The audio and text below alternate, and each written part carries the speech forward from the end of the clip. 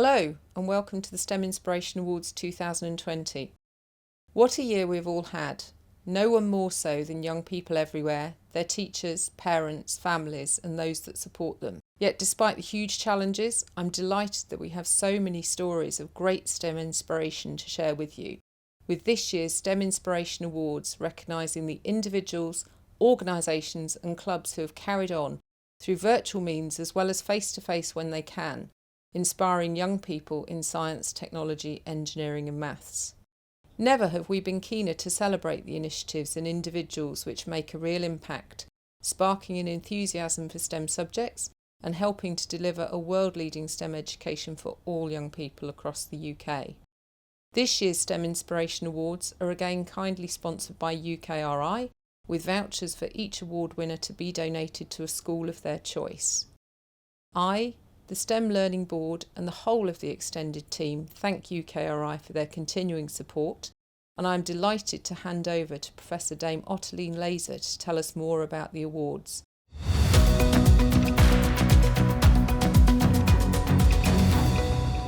Hello and welcome to the STEM Inspiration Awards.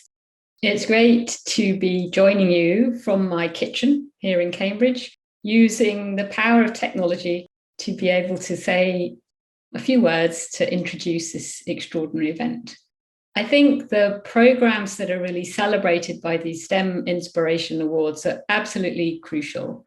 We can see from all the work that's been going on through the pandemic, the extraordinary power of STEM to address the huge problems that we face in our society and on the planet across the world, and how bringing together the necessary skills and expertise to address those challenges is so important.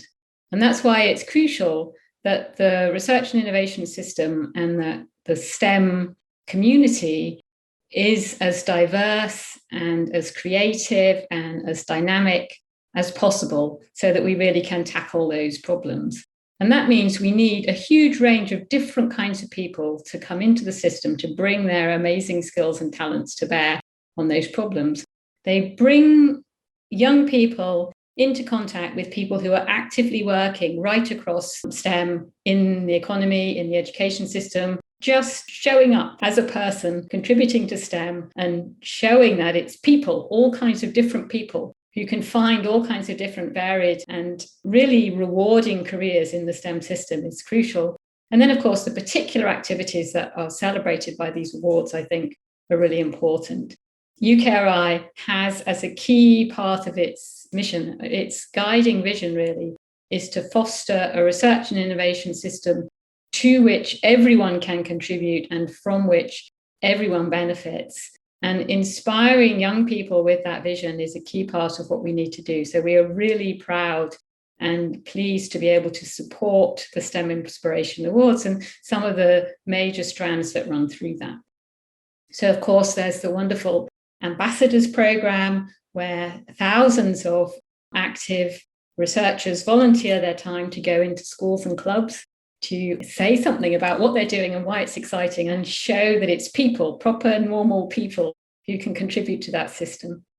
And then, of course, there are all the teachers and school technicians and teaching assistants who run those fantastic after-school clubs and all of the students who show up to those clubs. And of course, more widely, employers who are encouraging and supporting all of their staff to contribute to some of these, really to embed that outreach activity with that deep engagement with communities as a core part of what people in the STEM system need to be doing to bring all of that talent across the generations into the system. And that means people who come in through an apprenticeship route, people who come in through an administrative role that maybe they wouldn't even think of as a STEM role. They're playing a vital part in the system. So really important to celebrate those people too. Certainly all the work I've done over many years now to reach out to a wide range of people to try to convey some of the excitement I've had and the extraordinary opportunities I've had working in the research and innovation system has always been something I've very much enjoyed doing. And so I'd like to add my thanks and congratulations again to the many people involved in all of these activities to the winners, but also to the takers, parters. And I'm really proud that UKRI is able to continue to support these activities, which, as I say, are such a key part of how we need to think about research and innovation going forward, and how we need to commit and embed that key element of inclusion for everyone right across the system.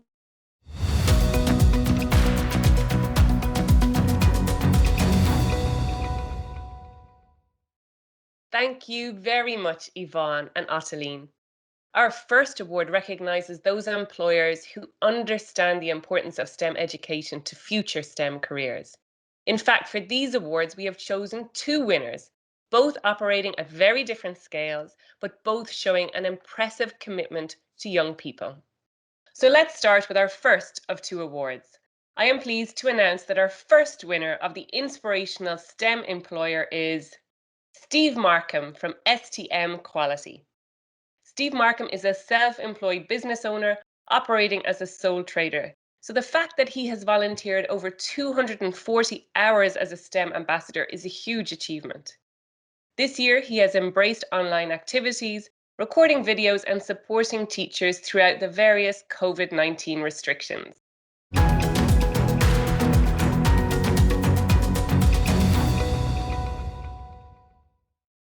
Steve, I'm really impressed by your work, particularly because you're a sole trader, as I have been in my past. How do you find the time, and why is volunteering as a STEM ambassador so important to you? Now, I'm an engineer, and the companies that I work for are engineering companies. So we're all working together in effect. So they tend to release me from the contract when I need to go and do a little bit of volunteering work. I mean, what we're trying to do is inspire the next generation of engineers. That's particularly my field.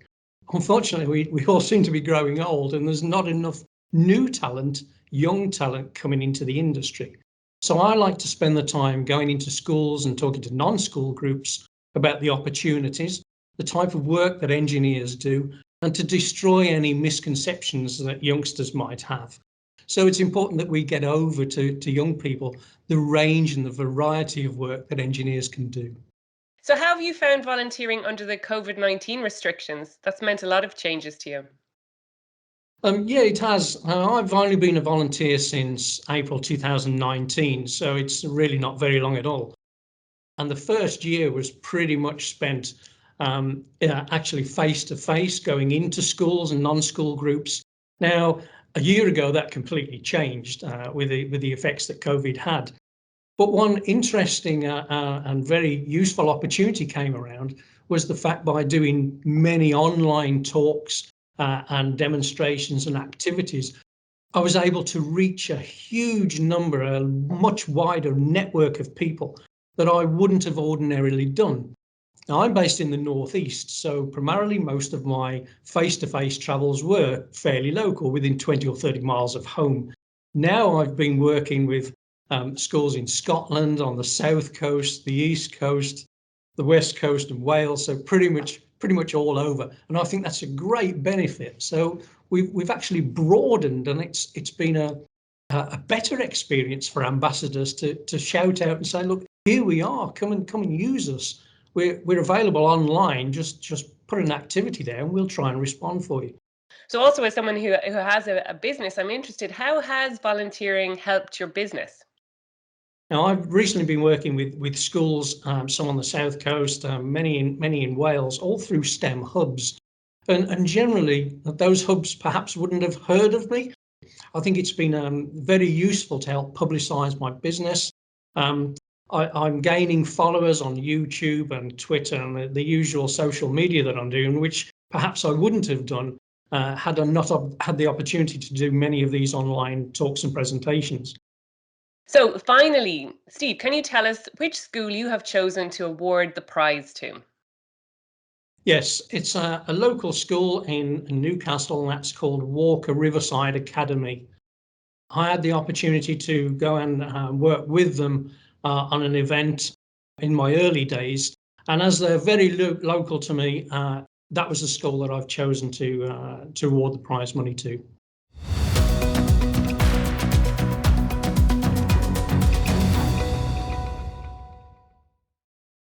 We now move on to our second award for an inspirational STEM employer. So I would like to announce that our winner is Jacobs.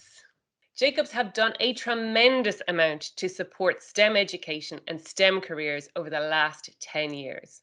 In 2020, they refocused their efforts online to offer over 15,000 hours virtual work experience, online tutoring, and weekly live STEM activities, showing an outstanding effort from their team of ambassadors and a real positive impact for young people. The judging panel praised Jacobs for a strong programme with clear links to the company's strategic CSR objectives and social value. I spoke to Cara Connon about this great achievement.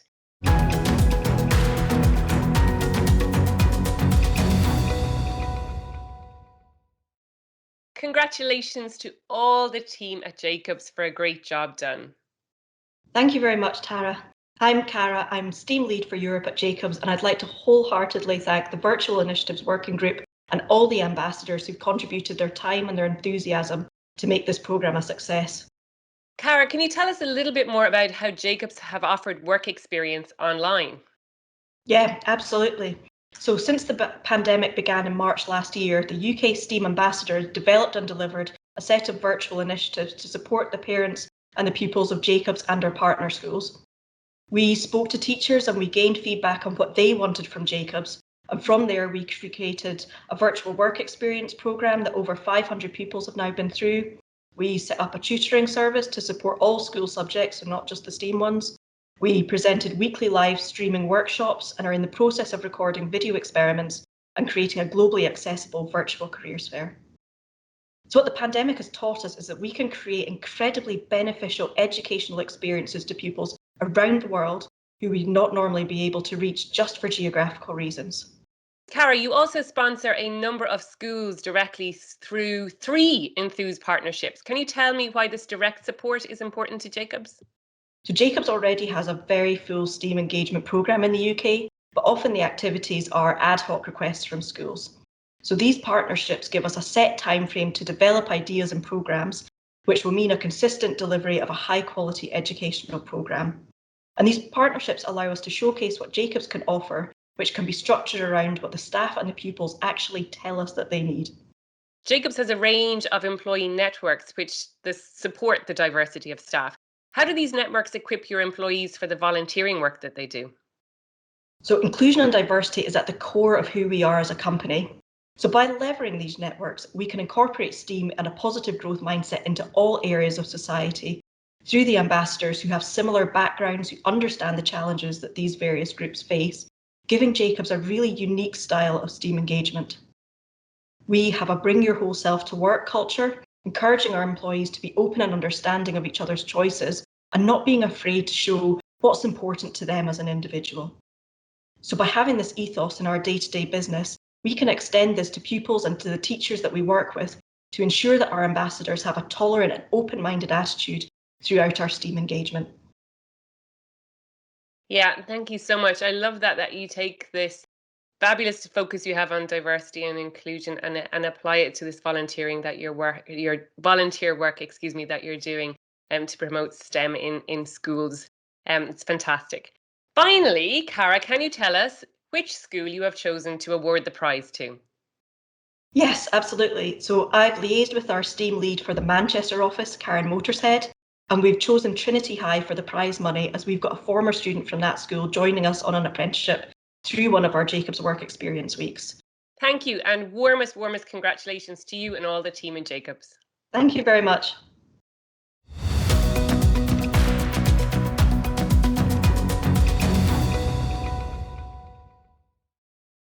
Next up is our award for Outstanding STEM Ambassador, which recognises an individual with a long-standing record of volunteering with the programme.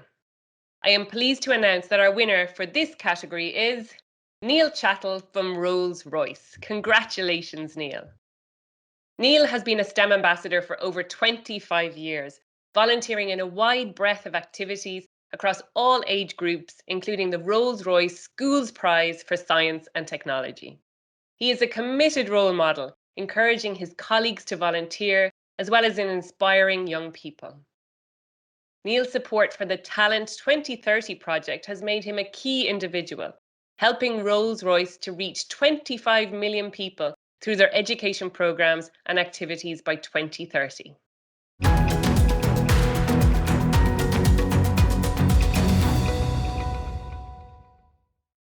Neil, I'm so delighted to talk to you. Congratulations. What an individual effort. You have been a STEM ambassador now for over 25 years. How have you seen the programme grow over that time? I think as a STEM ambassador programme going back over those 25 years, as the numbers have grown significantly, and I'm meeting more and more STEM ambassadors as I go around the country talking to individuals. From when we really started out with the STEM drive a very long time ago, I found it was quite dry, it was very theoretical, and that's grown significantly, certainly over the last number of years, where we have more interactive activities. We use virtual reality, there's coding and programming, and also we can do individual events and group events, so we get a lot of interaction as well.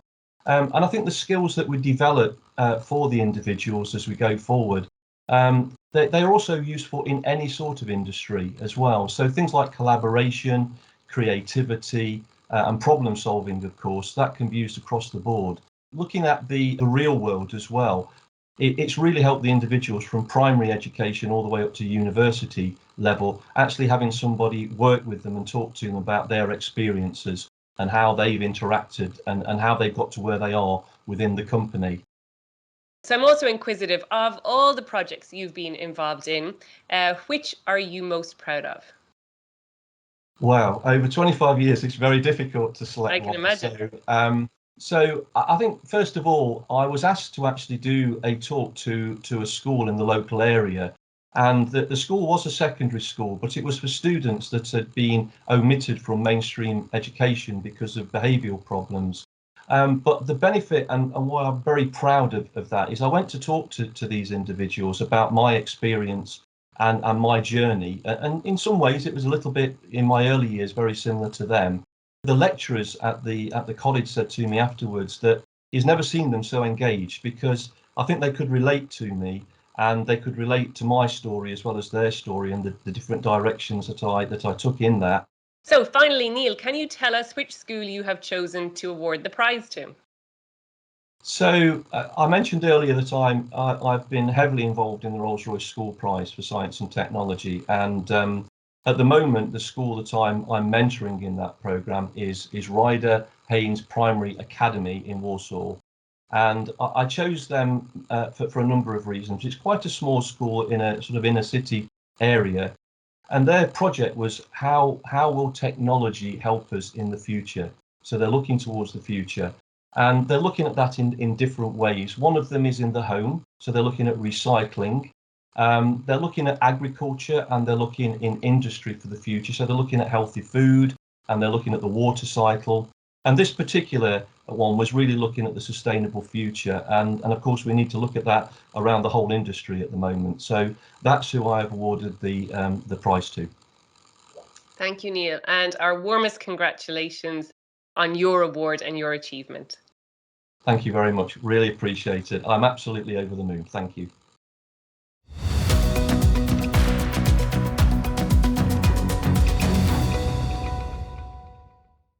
So on to our next award. The Outstanding New STEM Ambassador Award goes to Lisa Kabul from GE.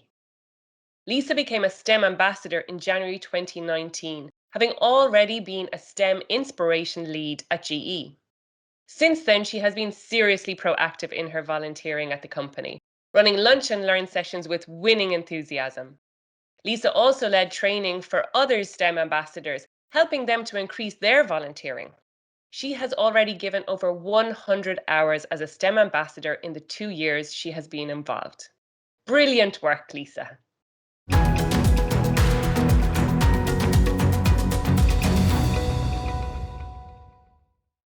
Hi, Lisa. It's so exciting to talk to you. Can you tell me what first inspired you to become a STEM ambassador? I actually went to the Cheltenham Science Festival with GE one year to help them set up in their pavilion and also run a stand for a day for our power part of the business. And that really really inspired me, seeing the change in students when you talked with them, and the buzz around everything to do with STEM. So that was the thing that got me there.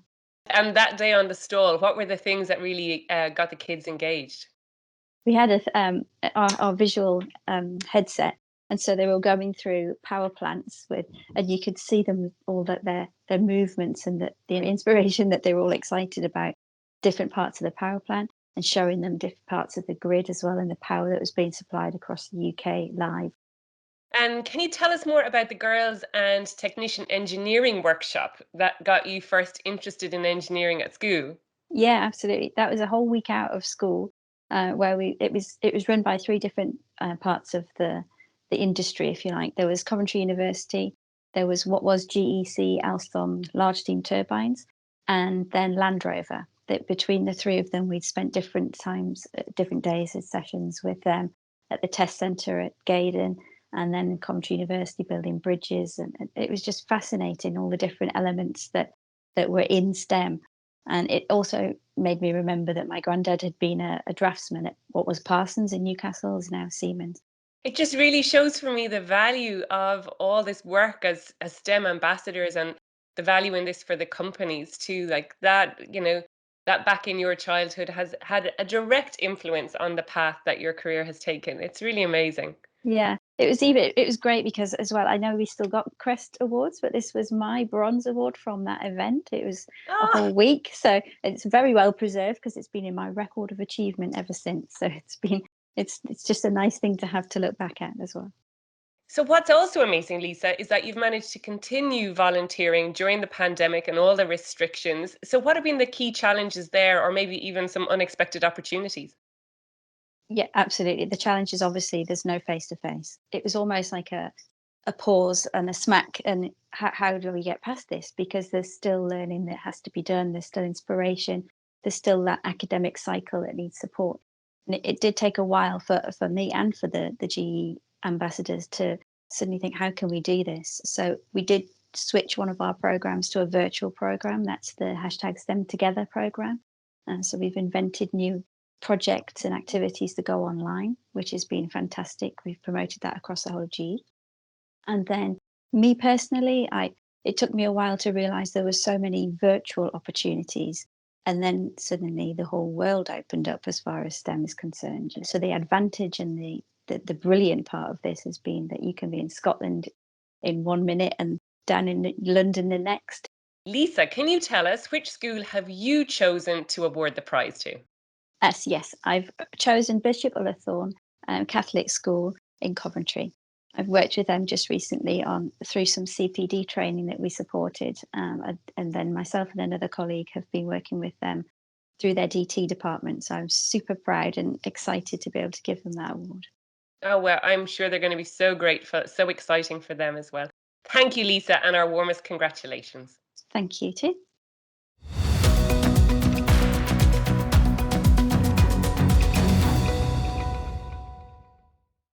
Our next award celebrates apprentices and technicians working in STEM industries, those who have a non-graduate background and have used this to inspire the next generation. I am very pleased to announce that our award for Inspirational STEM Technician goes to Delaney Salvanathan at the BBC. Delaney is a software engineering apprentice who has been remarkably active in her volunteering even during 2020, judging several robotics competitions and running scratch coding challenges. As well as being a role model for young people, she also works behind the scenes, sitting on the Institute of Engineering and Technology Bursary Council. In all this, she takes a highly creative approach to engaging pupils, helping them to understand some of the key principles of programming.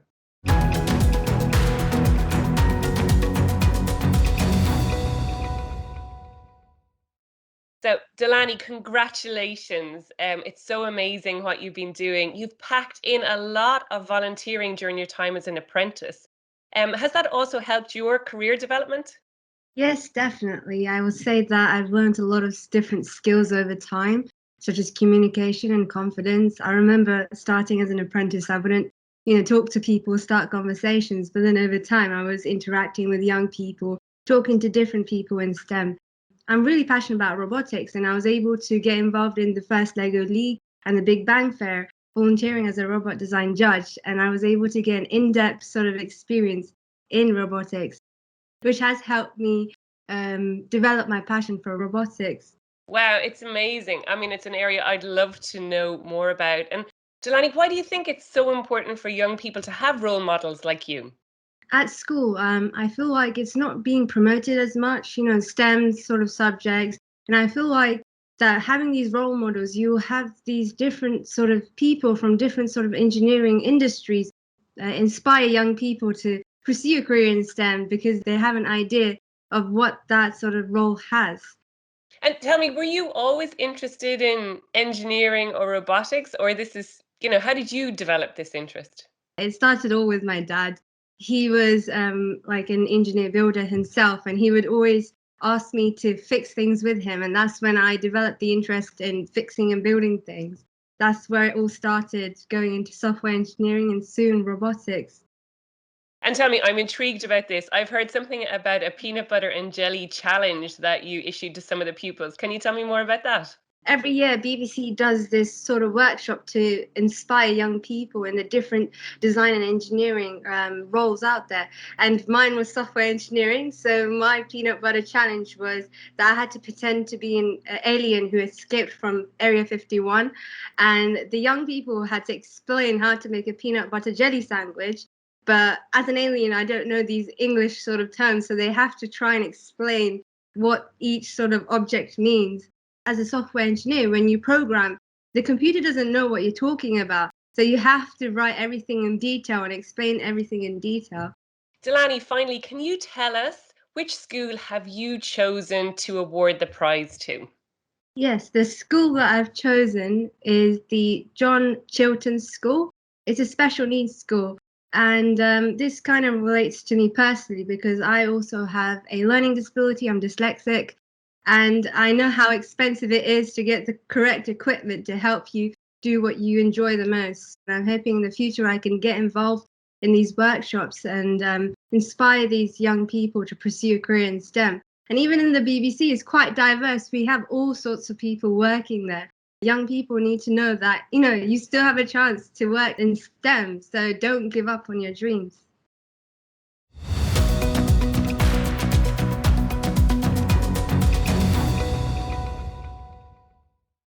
This next award celebrates an outstanding STEM club, one which has inspired young people through sustained and long-term engagement.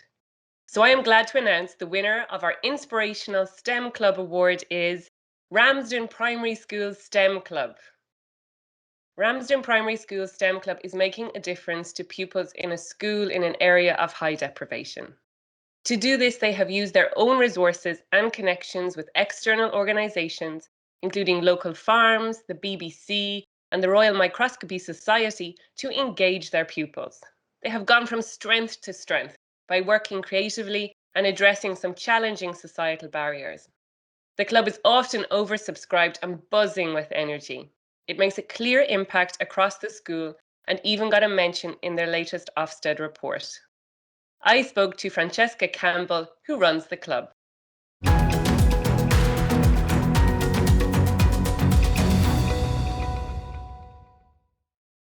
Francesca, the STEM Club clearly has benefited the culture of science learning throughout the school. How have you seen the club have an impact? Well, here at Ramsden, we run a wide range of extracurricular activities. We're really lucky to have some fantastic staff members who run music clubs, after-school football clubs, and the STEM Club, which also runs once a week. The STEM pioneers that we have in school work to develop loose parts play at break times so that children can get involved in engineering projects at break times. People come in from Rolls-Royce, for example, from the BBC weather department to come in and deliver whole school assemblies so that all the children can experience what we do within STEM Club. Recently, STEM Club have put together an activity over the half-term holidays, which was called 7 Days of STEM. And there was activities on the blog every day so that children who were at home during the holidays were able to get involved in those things. So it's really great that the STEM Club is fantastic and it runs once a week, but it affects everybody within the school, which is we're really proud of.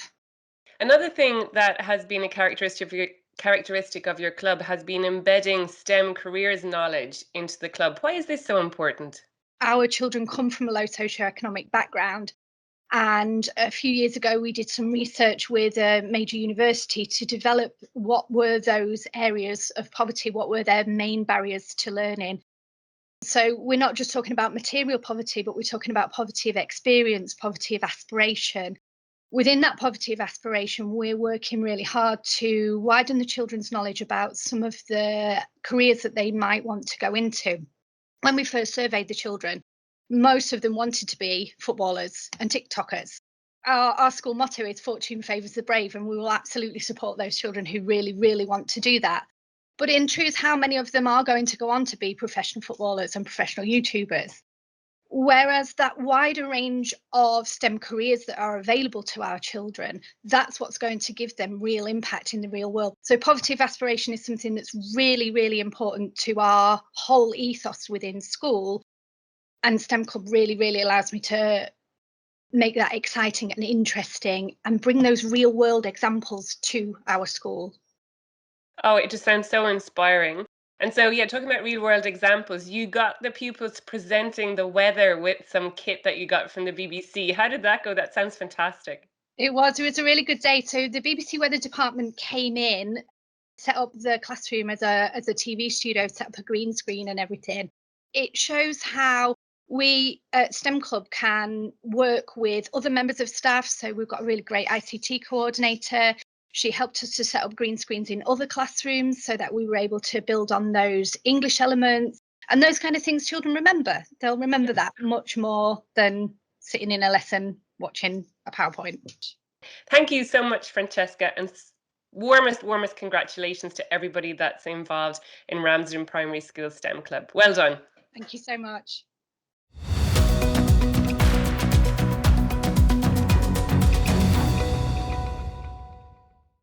Our final award celebrates the individuals, groups, or organisations who have encouraged diversity and inclusion within STEM.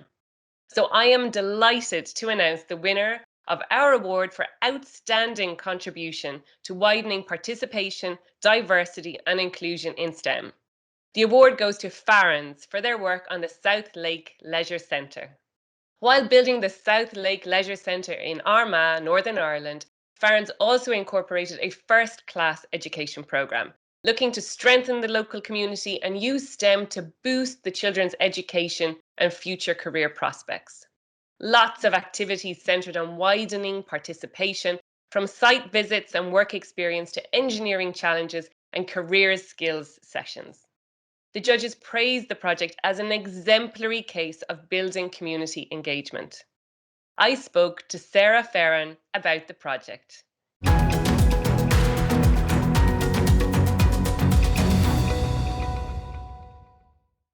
Sarah, welcome and congratulations. Can I start by asking you, why were you so keen to include a local education programme in this construction project? We wanted to create a lasting legacy within the local area, and this aligned perfectly with the vision of Armagh City, Banbridge and Craigavon Borough Council, who aim to have a thriving economy underpinned by the skills base of local people. So in order for this to happen, we had to address the skills gap in STEM, years of biased attitudes, and the need to tackle social inequalities. Sarah, you had a specific task to help address the gender gap in the construction industry. Can you tell us some more about what you did to encourage girls to explore STEM careers? Absolutely. The site team came up with an initiative, and this was to open our site gates for an open day targeted towards females aged 11 to 13. This was such an engaging event with hands-on skills workshops, including structural engineering challenges and setting out their own designs. These tasks touched on different skills and learning outcomes, but ultimately required teamwork, with having a lot of fun, of course. I don't know if I should mention this, but it wasn't just the girls that were having all the fun. Having the backing of the entire site team and our subcontractors was a real confidence booster for these young females, and it was so amazing to see their shift in attitudes. The reason why we done this was to show that they are capable of pursuing STEM roles. which links us in quite nicely to the female presence that we had on site, which challenged their original views before coming to us. And that wasn't enough. You also engaged with local primary schools. How did you support them? Yes, so we engaged with over 1,100 students. And the reason why we done this is that we recognised that there were restrictions within the NI curriculum to cover off STEM subjects, and so it was a great opportunity for us to fit in.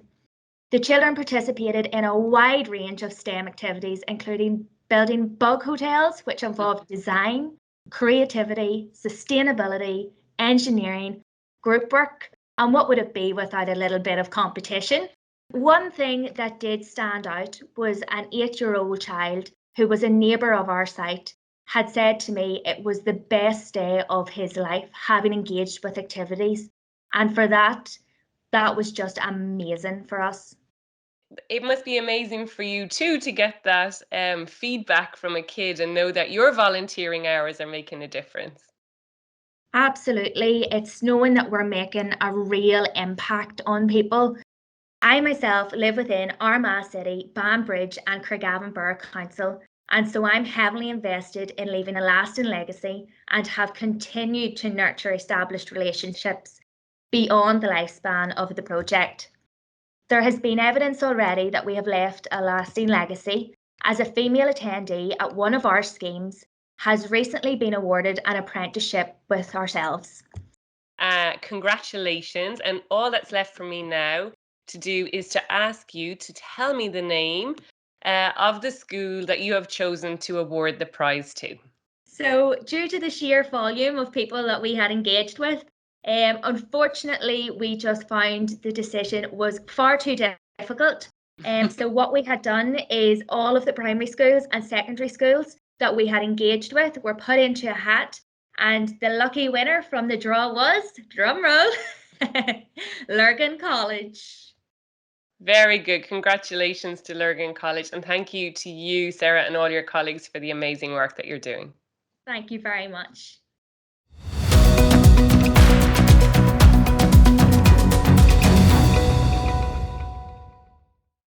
Thank you, Sarah, and a huge congratulations to all of our winners. It has been such an encouragement to see all that you are doing to support the future of STEM. I'd also really like to thank UKRI for the sponsorship of these awards. And finally, I'd like to say thank you to all of you for joining the STEM Inspiration Award. Thank you and goodbye.